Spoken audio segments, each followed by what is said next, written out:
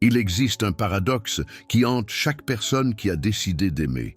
Plus vous essayez désespérément de vous protéger, plus vous vous perdez. Et la vérité la plus inconfortable, le moi que vous craignez tant de perdre n'a jamais existé de la façon que vous l'imaginez. Pensez à la dernière fois que quelqu'un vous a dit de ne pas vous perdre dans une relation. Maintenez vos limites. Préservez votre indépendance. Protégez votre espace personnel. C'est un conseil qui semble sage, n'est-ce pas? Et pourtant, ce conseil vous laisse souvent encore plus anxieux. Pourquoi? Parce qu'il repose sur un présupposé fondamental que la plupart ne remettent jamais en question, qu'il existe un vous fixe et permanent qui peut être perdu. Mais c'est exactement là que réside le problème. La sagesse conventionnelle nous dit que la relation est un délicat équilibre. Vous d'un côté, votre partenaire de l'autre. Et plus vous vous rapprochez, plus vous menacez de fusion, de dissolution. Alors la stratégie logique est de maintenir la distance. Vous vous accrocheriez, vous vous accrocheriez, vous vous accrocheriez. C'est comme essayer de retenir l'eau en serrant le poing. Plus vous serrez fort, plus l'eau s'échappe entre vos doigts. Plus vous essayez désespérément de préserver ce sentiment de vous-même séparé, plus vous le perdez. Et l'ironie absolue, et que c'est précisément la raison pour laquelle la plupart des conseils relationnels vous laissent encore plus emprisonnés, encore plus apeurés. Car vous essayez de protéger quelque chose qui, fondamentalement, ne peut pas être perdu, et cette tentative même de protection est ce qui vous rend contracté, limité, petit. Regardez bien, nous traitons le moi comme s'il était une forteresse assiégée. Quelque chose qui a besoin de murs, de défense, de sentinelles. Nous sommes dans une posture constante de vigilance, comme s'il y avait un ennemi dehors prêt à nous envahir. Mais quelle est la vérité? Le moi n'est pas une forteresse. Le moi ressemble davantage à une rivière qui coule constamment, qui se transforme constamment, jamais identique à elle-même deux fois. Vous ne protégez pas votre vrai moi quand vous édifiez ces barrières. Vous protégez une image, une idée de qui vous devriez être, une narration qu'on vous a enseignée comme étant essentielle, fixe, permanente. Et cette narration, cette image, cette fiction que vous avez construite sur qui vous êtes, c'est exactement ce qui devient petit, contracté, effrayé quand vous la protégez si désespérément. Pensez à un amoureux qui s'accroche désespérément à son indépendance. Celui qui dit constamment « Non, j'ai besoin de mon espace » ou « Tu ne peux pas vraiment me connaître ». En apparence, il semble se protéger. Mais qu'est-ce qui se passe réellement? Il est devenu prisonnier de ses propres défenses, prisonnier de sa propre image. Car voici ce qu'Alan Watts a compris. Et c'est ce qui change tout. Plus vous tentez de vous préserver, plus vous devenez contracté et limité. C'est l'ironie la plus profonde. L'amoureux qui s'accroche à son indépendance n'est pas libre. Il est le plus emprisonné de tous. Il ne peut pas couler. Il ne peut pas se rendre. Il ne peut pas laisser quelque chose de plus grand le toucher. Et si ce moi séparé que vous protégez avec tant de férocité n'était, depuis le début, qu'une illusion? Je ne parle pas de se dissoudre complètement dans quelqu'un. Je ne suggère pas que vous abandonniez tout sens de vous-même. Mais et si, juste pour un moment, ce sentiment de séparation que vous ressentez, cette expérience d'être une chose solide, fixe et isolée, n'était en réalité qu'une construction, une histoire que vous vous êtes racontée? Voyez, ce n'est pas pessimiste. Au contraire, car c'est ici que le vrai paradoxe se révèle. Quand vous cessez de vouloir préserver si frénétiquement ce faux moi, quand vous arrêtez de contrôler si désespérément cette image de vous-même, c'est à ce moment exact que vous devenez véritablement libre, véritablement expansif, véritablement capable d'aimer. Voulez-vous une preuve? Observez n'importe qui a vraiment appris à aimer. Observez un vrai maître. Il ne lutte pas pour rester intact. Il n'est pas sur la défensive. Il ne cherche pas à protéger son espace personnel contre l'autre. Il est simplement expansif, fluide, présent, comme si rien de véritablement fondamental n'était en jeu. Pourquoi? Parce qu'il sait quelque chose que la plupart ignorent. La vraie connaissance de soi ne le rend pas plus protecteur. La vraie connaissance de soi le rend expansif. La vraie connaissance de soi le libère du besoin de maintenir une certaine image, une certaine fiction sur qui il est. Et c'est ici que nous revenons à ce paradoxe initial. au point qui a tout ouvert. Vous avez commencé en croyant que vous pouviez vous perdre dans une relation, que la proximité était un risque, que vous deviez maintenir la distance pour rester entier. Mais et si vous ne pouviez jamais vraiment être perdu? Et si ce sentiment d'être perdu n'était pas vraiment la perte de quelque chose de réel, mais seulement la mort d'une image, la mort d'une fiction que vous croyiez vraie? Alors, nous arrivons à un point où tout commence à s'inverser. Le rejet de l'illusion du moi séparé n'est pas la fin de l'amour, c'est le commencement. Mais pour vraiment comprendre cela, pour vraiment voir pourquoi vous ne pouvez pas perdre ce que vous êtes véritablement, nous devons explorer quelque chose d'encore plus profond. Nous devons explorer la nature même du moi. Et si le moi que vous protégiez n'était qu'une histoire, une narration que votre ego a construite pour se sentir sûr dans un monde qui semble menaçant? Alan Watts a consacré des décennies à explorer cette question. Et ce qu'il a découvert va contredire tout ce qu'on vous a enseigné sur qui vous êtes et pourquoi vous vous sentez si divisé entre l'amour et l'autoprotection. Ce n'est pas de la philosophie abstraite, c'est à propos de la tension que vous ressentez en ce moment même. Cette voix intérieure qui souhaite aimer complètement et cette autre qui chuchote « Attention, protégez-vous, ne faites pas trop confiance ». Alors, commençons par une observation simple qui change absolument tout. Homme d'un, vous n'êtes pas un nom, vous n'êtes pas une date de naissance, vous n'êtes pas cet ensemble d'histoires que votre cerveau s'est raconté pendant toute votre vie. Vous êtes un processus, un verbe, pas un nom. Watts nous offre une image qui réorganise simplement tout. Imaginez l'océan, vaste, infini, en mouvement perpétuel. Et maintenant, imaginez une vague dans cet océan. La vague pense qu'elle est séparée. Elle pense que c'est une chose à part, flottant seule, ayant peur de disparaître. Mais la vague n'a jamais été séparée. La vague n'est pas quelque chose que l'océan a créé. La vague est l'océan ondulant. C'est l'océan en mouvement, en expression, en danse. Et vous, vous n'êtes pas une vague qui pourrait disparaître dans l'océan. Vous êtes l'océan, ondulant.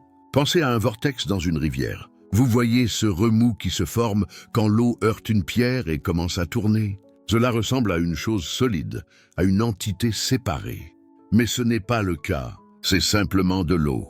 C'est simplement la rivière qui fait ce que les rivières font, créer des motifs temporaires dans sa propre substance. Votre sens du « moi », cette voix dans votre tête qui dit « c'est moi, je suis différent de tous les autres, je dois me protéger », est exactement la même chose. C'est un motif, une forme temporaire que la conscience adopte. Et voici le point qui change tout. L'acte même d'être conscient est ce que vous êtes réellement. Ce n'est pas quelque chose que vous possédez. Ce n'est pas un trésor enfermé dans un coffre-fort que vous devez défendre à tout prix. La conscience n'est pas une propriété, c'est une activité. C'est un processus. Votre moi n'est pas quelque chose que vous avez. C'est quelque chose que vous faites. En ce moment même, alors que vous existez, alors que vous respirez, alors que vous voyez, alors que vous sentez, voilà votre moi en action. Il n'y a pas d'observateur séparé à l'intérieur de votre corps, regardant par la fenêtre de vos yeux et voyant tout. Vous êtes l'acte même de voir. Vous êtes l'acte même d'être. Watts appelait cela l'illusion fondamentale, non pas parce que ce n'est pas réel, mais parce que nous confondons la carte avec le territoire. Nous confondons l'histoire que nous nous racontons sur le moi avec le processus vivant que nous sommes réellement. Et quand vous commencez à comprendre cela, vraiment comprendre, non seulement intellectuellement, mais d'une manière qui se ressent dans votre chair, quelque chose d'extraordinaire se produit. La peur commence à se dissiper. Watts avait une métaphore qui résonne à travers toute son œuvre, l'une des plus puissantes. La conscience et l'expérience ne sont pas séparées. La conscience n'est pas un observateur qui est ici à l'intérieur, expérimentant la vie là-bas. C'est une illusion. La danse n'est pas faite par le danseur. Le danseur est la danse. Vous n'avez pas une expérience. Vous êtes l'expérience qui se produit. Quand vous aimez quelqu'un profondément, quand vous aimez vraiment, que se passe-t-il? L'amour n'est pas une chose que vous possédez, une émotion que vous contrôlez et que vous risquez de perdre. L'amour, c'est vous qui vous exprimez complètement. C'est vous qui coulez librement, sans le poids des barrières que vous avez édifiées. L'amoureux et l'acte d'aimer ne sont pas séparés. Et voici la vérité qui nous libère. Cette conscience qui lit ces mots en ce moment, qui sent votre propre corps, qui respire vous, ne pouvez jamais la perdre parce qu'elle n'est pas séparée de vous. Ce n'est pas une chose.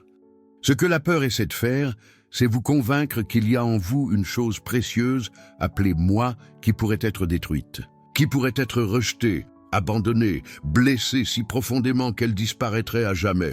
Mais le moi authentique et Watts était très clair sur ce point, n'est pas une forteresse qui a besoin de défense. C'est la conscience. C'est l'acte même d'être attentif, d'être vivant. Et la conscience ne peut pas être perdue, car la conscience n'est pas enfermée dans une boîte fragile appelée personnalité. La conscience est la substance même dont tout est constitué. Quand vous vous en apercevez, quand vous le sentez vraiment, non pas comme une connaissance intellectuelle, mais comme une vérité vécue là, peur de vous perdre dans l'amour, disparaît complètement. Parce que vous n'aviez jamais été perdu, vous n'aviez jamais été séparé, et vous ne pouvez jamais l'être. Voilà le moi authentique. Ce n'est pas l'histoire que l'ego raconte. C'est la réalité vivante et respirante d'être ici, maintenant, complètement éveillé. Maintenant, vous pourriez penser, si c'est vrai, si nous sommes vraiment la conscience, si la séparation n'existe vraiment pas, pourquoi je me sens si séparé? Pourquoi la tension entre l'amour et l'autoprotection semble-t-elle si réelle et urgente? La réponse est l'ego. Et avant que vous pensiez que l'ego est l'ennemi, ce n'est pas le cas. Watts a abordé ce sujet avec bienveillance. L'ego n'est pas le problème. C'est un outil. C'est un mécanisme que la conscience utilise pour se coordonner socialement, pour dire « c'est important et cela n'a pas d'importance », pour naviguer dans un monde complexe où vivent beaucoup de gens avec de nombreux désirs contradictoires. L'ego est utile, c'est nécessaire, mais le problème est que nous oublions qu'il est temporaire. Nous oublions que c'est juste un jeu. Imaginez que vous regardez un match de football. Il y a un commentateur en studio qui parle sans arrêt. Regardez cela. Quel mouvement stupide. Ce joueur est brillant. Celui-ci est faible. Le commentateur ne se tait jamais. Il interprète, juge et raconte constamment. Mais voici la chose. Le commentateur n'est pas le match. Ce n'est pas l'un des joueurs. C'est juste quelqu'un qui raconte des histoires sur ce qui se passe. Votre ego est comme ça. C'est comme un commentateur dans votre esprit narrant constamment « c'est bien pour moi ». C'est mauvais. Cet homme va me rejeter. Cette femme va me quitter. Je dois être plus, moins, différent. Constamment commentant, interprétant, créant des récits. Et parce que l'ego parle toujours, vous commencez à croire que l'ego, c'est vous. Que cette voix narrée, c'est qui vous êtes réellement. Mais ce n'est pas le cas. Vous êtes le jeu lui-même. Vous êtes la vie en train de se vivre. L'ego n'est que ce commentateur. Et voici ce que Watts a compris profondément. L'ego crée l'illusion de séparation parce que c'est ainsi qu'il fonctionne. Son seul langage, c'est la séparation. L'intérieur et l'extérieur. Bon et mauvais, le mien et le vôtre. Sûr et dangereux. Dans un monde de séparation perçue, l'ego a du sens. Eh bien, pense l'ego, si je suis séparé de tout, alors je dois me défendre. Je dois être prudent. Je dois protéger ce qui est mien, ce qui est moi. Et c'est pourquoi, quand vous essayez d'aimer alors que vous êtes complètement dominé par le commentateur de l'ego, il y a toujours cette tension. J'aime, mais je me garde. Je me donne, mais pas entièrement. Je fais confiance, mais avec des réserves. Parce que l'ego ne connaît qu'un seul langage, la protection par la séparation. La tension que vous ressentez dans les relations, cette sensation d'être divisé, d'être à la fois dans l'amour et la peur, ce n'est pas vraiment entre l'amour et l'autoprotection. C'est entre la conscience et le schéma habituel de fragmentation que nous avons appris à appeler moi. Watts le disait avec une telle clarté, l'ego est une fonction nécessaire, mais c'est aussi une illusion. Et l'illusion fonctionne parce qu'elle est très très convaincante. L'ego est un magicien brillant. Il peut nous hypnotiser. Mais une fois que vous voyez le tour une fois, que vous réalisez que c'est en train de se produire, le pouvoir du tour diminue. Vous pouvez encore entendre le commentateur. Vous pouvez encore utiliser l'ego pour la coordination sociale. Mais vous ne croyez plus qu'il est vous. Et c'est dans cet écart, dans ce petit écart entre l'histoire de l'ego et la réalité vivante, c'est dans cet écart que la véritable liberté commence à émerger. La tension que vous ressentez dans les relations ne disparaît pas immédiatement. Mais une chose change. Vous cessez de croire que la tension est la vérité fondamentale sur qui vous êtes. Elle cesse d'être une prison pour devenir simplement un schéma que vous pouvez observer, que vous pouvez doucement commencer à remettre en question. Ah, pensez-vous, voilà le commentateur de l'ego qui raconte encore. Ah, voilà la peur de la séparation qui crée l'illusion que je suis une chose fragile qui peut être détruite. C'est dans cet acte d'observation compassionnelle que quelque chose d'extraordinaire se produit. Vous commencez à vous détendre parce que vous voyez l'illusion. Et une illusion vue clairement perd son pouvoir. C'est vers là que Watts nous pointe avec une clarté qui est à la fois radicale et profondément naturelle. Il ne s'agit pas de combattre l'ego. Il ne s'agit pas d'être spirituellement avancé et de transcender la peur. Il ne s'agit pas de négation. C'est simplement une question de voir, clairement, compassionnellement. Nous avons exploré le paradoxe. Nous avons cheminé de cette question initiale, et si le moi que je protège n'était qu'une histoire, jusqu'à la compréhension de comment l'ego crée cette illusion de séparation de manière si parfaite que la plupart des gens passent une vie entière à croire que c'est vrai.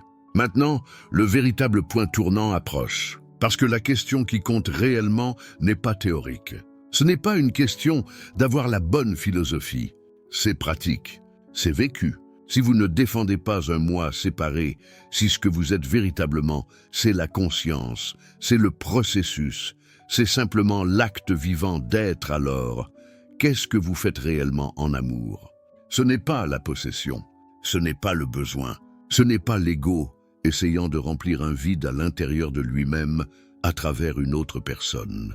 C'est quelque chose de complètement différent.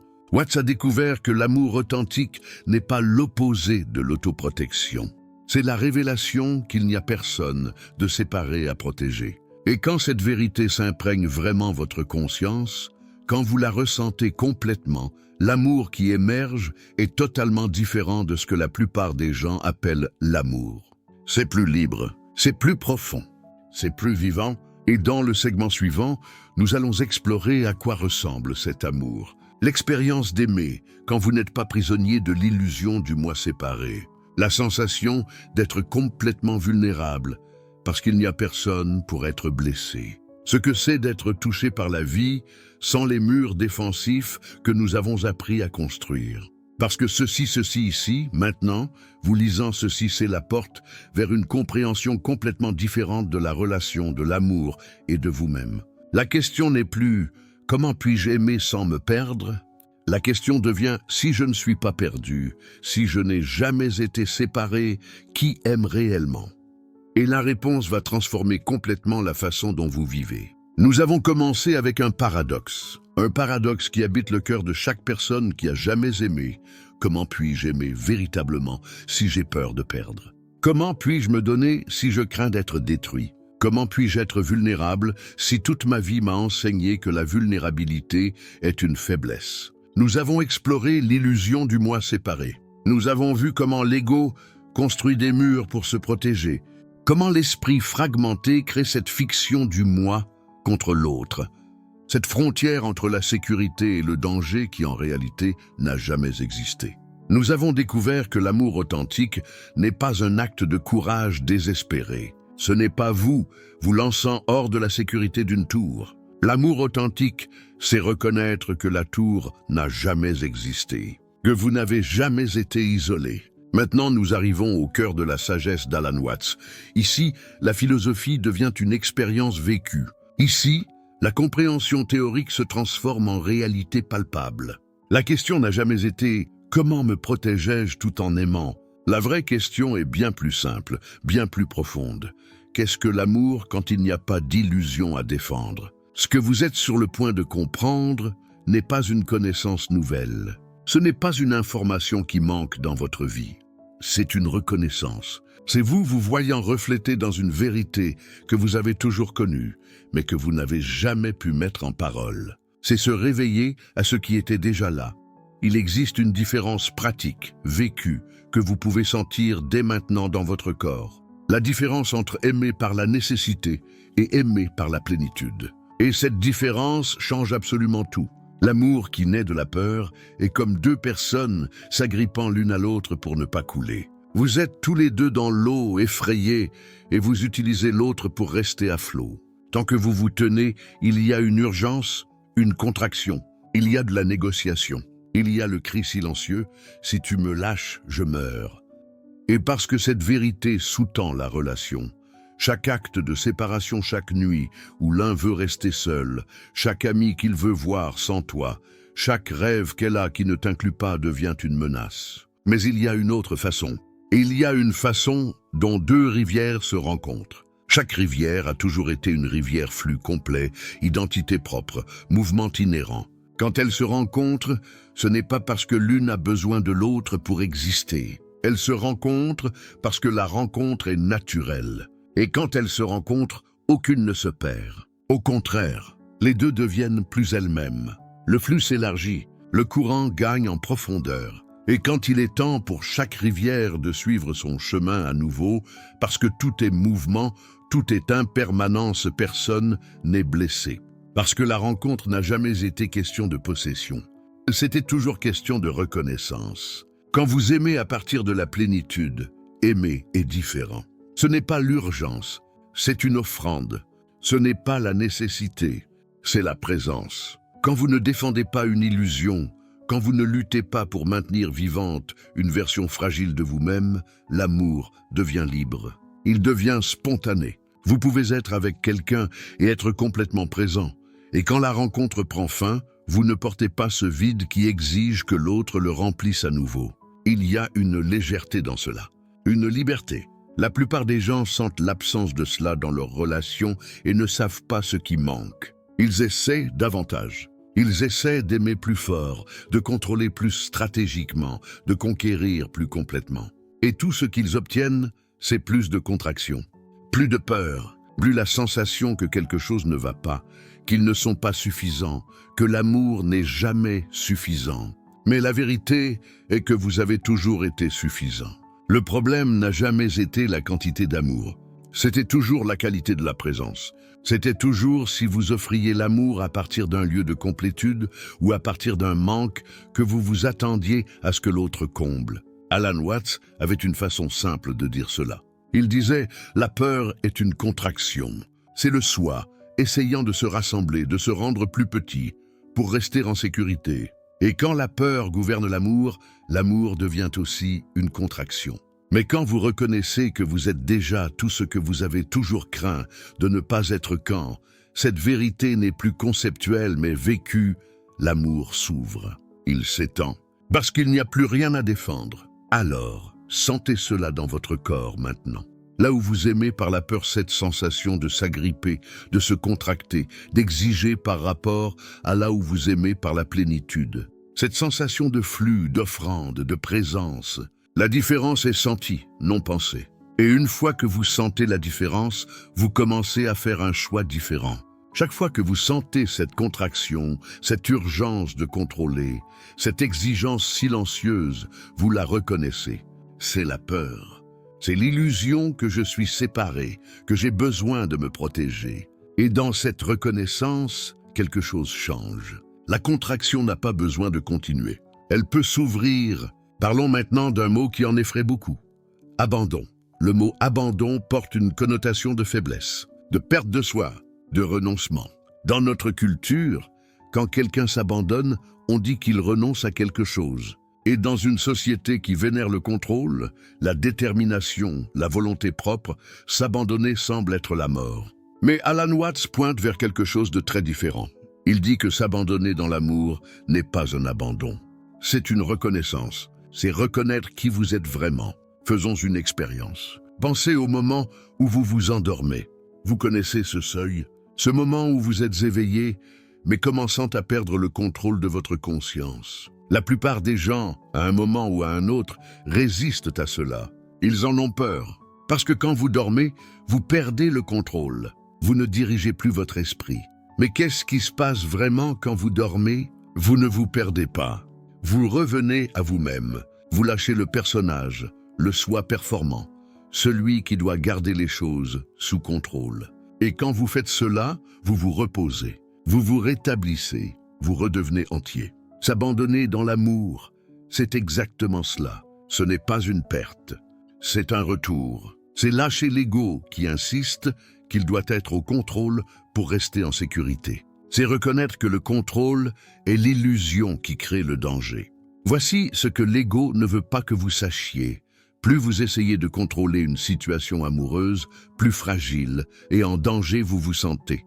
Parce que le contrôle suppose qu'il y a une menace. Le contrôle suppose que vous êtes petit, fragile, et que vous devez vous attacher pour ne pas être emporté. Mais cela crée une vie de tension, une vie de vigilance, une vie où vous ne pouvez jamais vraiment vous reposer. S'abandonner dans l'amour n'est pas renoncer à votre discernement.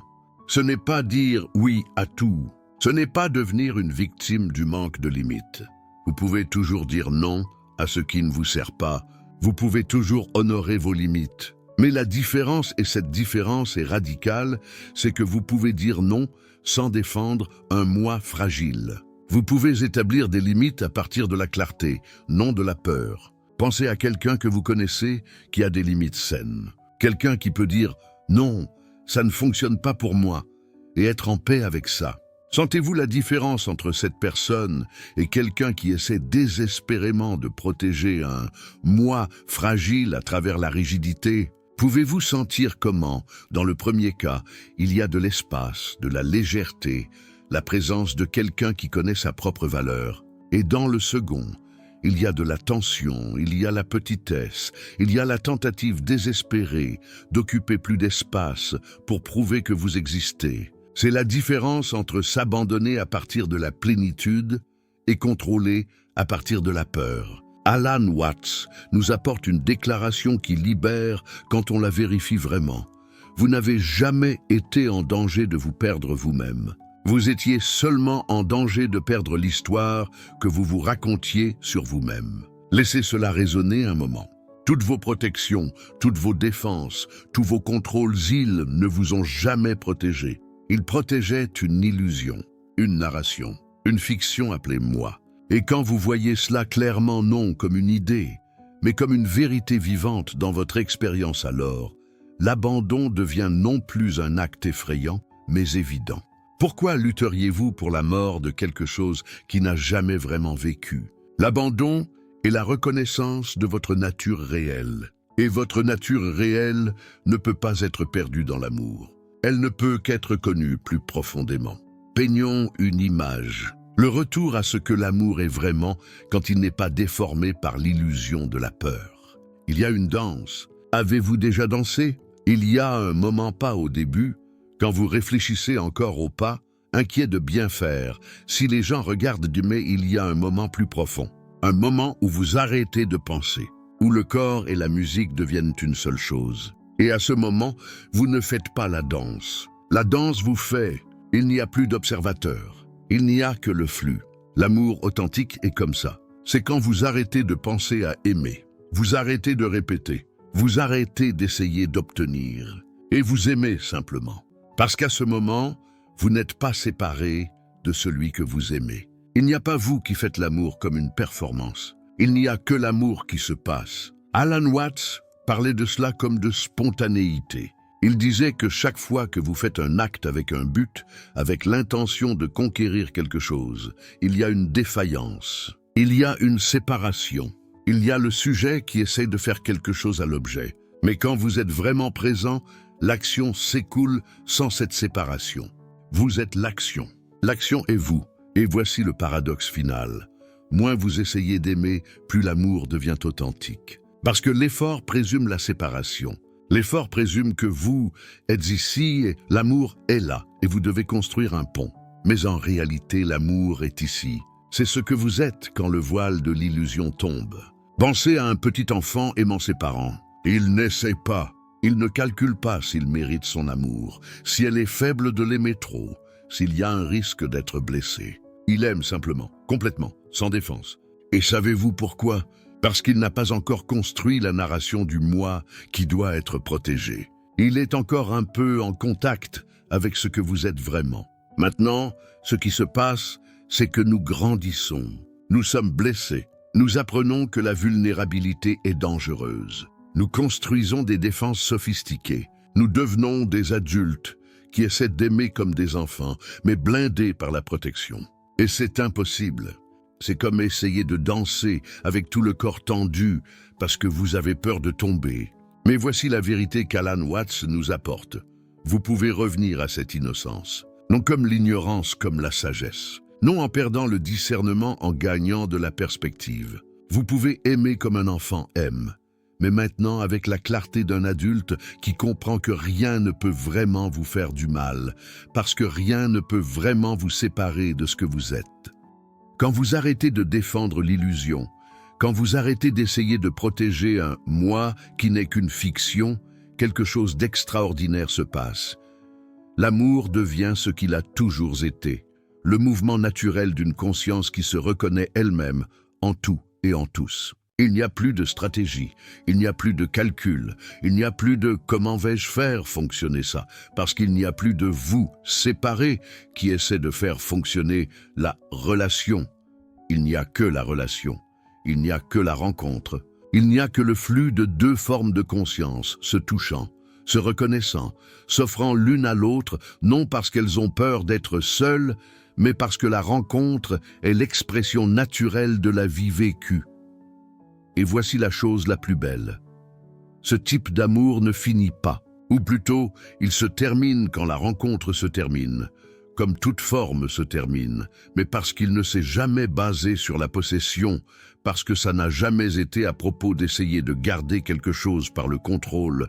Quand ça se termine, il n'y a pas de ressentiment. Il y a la gratitude, parce que vous savez que vous n'aviez rien à perdre. La rencontre était toujours présente, toujours offrande, toujours reconnaissance. Alan Watts avait un enseignement qui résume tout cela. Il disait que vous ne devez pas essayer de garder une relation vivante comme vous essayez de garder un enfant dans vos bras. Parce que plus vous serrez, plus il veut s'échapper. Mais si vous le laissez libre, si vous faites confiance à ce qu'il reviendra, parce qu'il veut être avec vous, non, parce qu'il doit alors, vous pouvez vraiment le connaître. Il en est de même pour l'amour. Laissez-le libre, non parce que vous ne vous en souciez pas, mais parce que vous vous en souciez tellement que vous n'avez pas besoin de le saisir pour savoir qu'il est réel. Ce n'est pas la fin de la relation, c'est le début d'une véritable relation. Revenons au début, au paradoxe avec lequel nous avons commencé. Comment puis-je vraiment aimer si j'ai peur? Comment puis-je être vulnérable s'il y a un risque? Nous avons exploré la réponse, et la réponse est à la fois simple et radicale. Parce que nous avons exploré le paradoxe, nous avons découvert l'illusion. Parce que nous avons dissous l'illusion, nous sommes arrivés à une vérité très simple. Vous ne pouvez pas perdre ce que vous êtes vraiment. Tout ce que vous avez, toujours craint de perdre votre valeur, votre identité, votre dignité, rien de tout cela ne peut vous être enlevé. Car aucun de cela n'a jamais été quelque chose que vous possédiez. C'était toujours ce que vous êtes. Et ce que vous êtes ne peut pas être détruit. Alan Watts avait une façon particulière de transmettre cette vérité. Il enseignait que l'amour est la reconnaissance de soi-même chez l'autre. Ce n'est pas une fusion, ce n'est pas deux devenant un. C'est comme deux miroirs se reflétant mutuellement. Chacun reste entier, mais dans cette rencontre, chacun se voit réfléchi, chacun se découvre sous une lumière nouvelle. Vous n'avez jamais été ce moi fragile que votre ego prétendait que vous étiez. Vous êtes conscience, vous êtes présence, vous êtes l'espace dans lequel tout se passe, et la conscience ne peut pas être perdue dans l'amour. La présence ne peut pas être blessée par la vulnérabilité. L'espace dans lequel tout existe ne peut pas être détruit. Alors, voici l'affirmation qui complète le voyage. Vous avez toujours été entier, vous avez toujours été complet. Et à partir de cette totalité, l'amour devient inévitable, non pas comme quelque chose que vous faites, mais comme quelque chose que vous êtes. Maintenant, tandis que je termine ces paroles, j'aimerais vous faire une invitation. Ce n'est pas un commandement, ce n'est pas une exigence. Il n'y a pas de « vous devez » ici, juste une invitation. Dans les jours à venir, dans une conversation, que vous aurez dans un moment de connexion, remarquez simplement. Remarquez si vous êtes sur la défensive ou en flux. Remarquez s'il y a contraction ou ouverture. Remarquez s'il y a effort ou naturel. Cet acte simple de remarquer, qu'Alan Watts appelait le noticing, c'est toute la sagesse qui est nécessaire. Parce qu'au moment où vous voyez, la transformation a déjà commencé. Vous n'avez rien à faire. Vous n'avez pas besoin d'essayer de vous transformer. La transformation se produit dans le simple fait de voir, parce que quand vous voyez l'illusion perd son pouvoir. Quand vous reconnaissez que vous défendez une fiction, la défense devient inutile. L'esprit calme ne se protège pas de l'amour. Il reconnaît que l'amour et la conscience sont le même mouvement. C'est une seule et même chose. Et quand vous reposez dans cette vérité, quand vous vous reposez dans la perception que vous êtes cette conscience, alors l'amour n'est plus une question de sécurité ou de risque. C'est simplement ce qui se passe quand la vie se reconnaît dans une autre vie. Vous êtes complet. Vous l'avez toujours été. Ce n'est pas quelque chose à conquérir. C'est quelque chose à simplement reconnaître.